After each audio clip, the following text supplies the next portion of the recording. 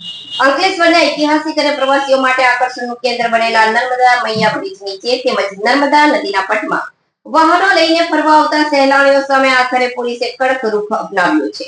શનિ રવિની રજામાં વધતી ભીડ, તેના કારણે સર્જાતી ટ્રાફિકની ગંભીર સમસ્યા તેમજ સોશિયલ મીડિયા પર ફેમસ થવા માટે જીવના જોખમે સ્ટન્ટ કરતા રીલબાજો અને અસામાજિક પ્રવૃત્તિઓ કરનારાઓ સામે બી ડિવિઝન પોલીસે સપાટો બોલાવ્યો છે.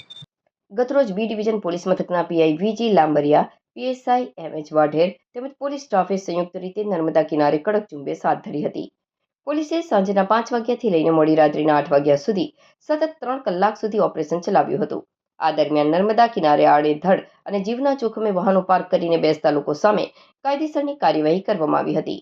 આ ઉપરાંત બોરભાટા ગામના રોડ પર ટ્રાફિકને અડચણરૂપ બને તે રીતે પાર્ક કરેલા વાહનો સામે પણ પોલીસે આકરા પગલાં લીધા હતા.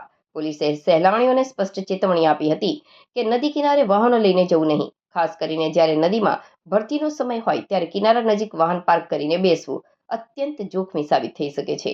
તેથી આવી ભૂલ કરનારાઓ સામે કાયદેસરના પગલાં લેવાશે.